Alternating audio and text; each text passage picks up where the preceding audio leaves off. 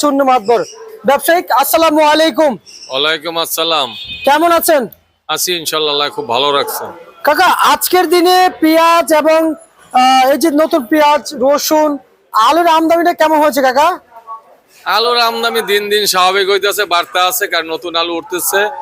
পুরাতন আলু এখন স্টোরে যথেষ্ট পরিমাণ আলু আছে।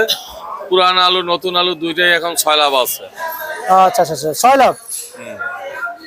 আর আমরা যদি জানতে পারছি কাকা, এই বাজার নাকি একবারে অস্বাভাবিক ভাবে নাকি কমে গেছে, এই যে নতুন আলু পুরাতন আলু? নতুন আলু তুলনামূলকভাবে অস্বাভাবিক কমছে, কারণ প্রতি বছরে প্রায় 10-15 দিন পর্যন্ত আলুর বাজার থাকে। এই বছর পুরান আলুর 10 টাকা 12 টাকা 10 টাকা 11 টাকা কেজি হয়। নতুন আলুর দূরত্ব 20 টাকার নিচে চলে আসছে।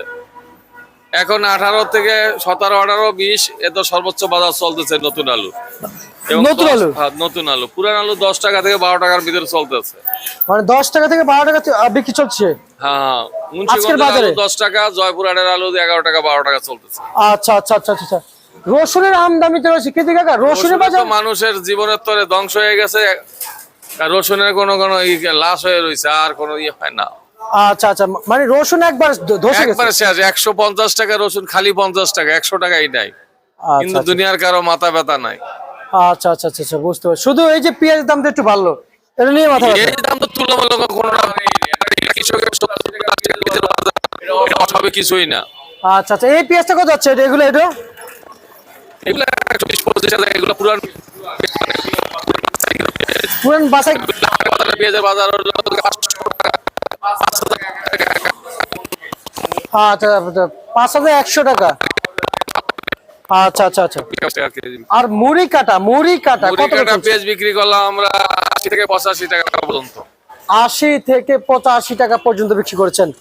আচ্ছা, এই মুড়ি কাটা পেঁয়াজের এই যে এখন আছে থাকাকালীন এলসি আসলো, এতে কোনো এফেক্ট কিংবা কোনো সমস্যা? এতে কোনো প্রভাব নাই, কারণ যারা এলসি নেয় তারা ওই বড় মালের জন্য বিখ্যাত। বড় মাল নেয়, এটা দেশি মালের প্রতি একটা প্রভাব ফেলবে না, বরং আরো ভালো হয়েছে। আচ্ছা, বরং আরো ভালো হয়েছে আরো। আচ্ছা। কারণ এতদিন একটা মানুষের আকাঙ্ক্ষা ছিল যে ইন্ডিয়ান মাল আইলে দেশের মাল ফ্রি খাইবো। আচ্ছা। কিছু যেভাবে পেপার পত্রিকা যোগাযোগ মাধ্যমে তারা জানতে পারে যে ইন্ডিয়ান পেঁয়াজ ফেলাই দিতে আছে। আচ্ছা, এখন আইনা দেখলো যে না, ফেলাই দেয় না। আচ্ছা আচ্ছা, মানুষ আরো পয়সা গেছে। বুঝতে পারছি। মানে যে পাশাপাশি না থাকলে এটা তুলনা করা যায় না, রাত আর দিন তফাৎটা বোঝা যায় না। এখন ইন্ডিয়ান মাল আসছে, যথেষ্ট মাল আছে, এখন মার্কেটও মাল আছে। এখন মোটামুটি বুঝতেছে যে না, তুলনা করতে পারতেছে। কারণ ইন্ডিয়ান মাল 100 টাকা বিক্রিতেছে, দেশি মাল 100 টাকা বিক্রিতেছে, 80-85 বিক্রিতেছে। এটা তো স্বাভাবিক আছে। আচ্ছা আচ্ছা, এই যে কাকা বললো যে এলসি পাওয়া যাচ্ছে 2 রুপিতে বিক্রি চলছে, ইন্ডিয়াতে কেউ খাচ্ছে না। সম্পূর্ণ গুজব।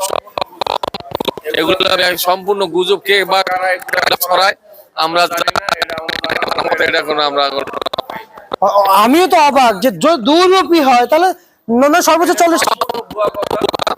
এগুলো বাজার এইটা না, বাজার যথেষ্ট কম আছে, কিন্তু অনেক খরচ পড়ে, অনেক ব্যয়বহুল, যে কারণে বাংলাদেশ আস্তে আস্তে ভালো, মোটামুটি একটা ভালো একটা পর্যায়ে যায় পৌঁছে। আচ্ছা আচ্ছা আচ্ছা। তবে এটা উচিত হইলো মানে সম্পূর্ণ আইপিওটা শিথিল করে দেওয়া। কিন্তু কিছু কিছু লোকের দেয়, কিছু না দিলে এই বাজারটা বাড়তি থাকে।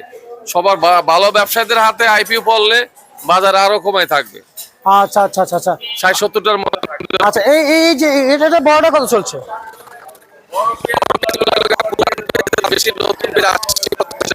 না না, এই যে নতুন পেঁয়াজ, ঈশ্বরদীর ভালো পেঁয়াজটা, ঈশ্বরদীর ভালো 90 টাকা পর্যন্ত বিক্রি হয়েছে। আচ্ছা আচ্ছা আচ্ছা আচ্ছা, বুঝতে পারছি। আর এটা 50। আমরা রসুন বিক্রি হইতেছে 35 টাকা থেকে 55 টাকা পর্যন্ত বিক্রি চলছে না? হ্যাঁ। আচ্ছা আচ্ছা, ঠিক আছে, আপনাকে ধন্যবাদ।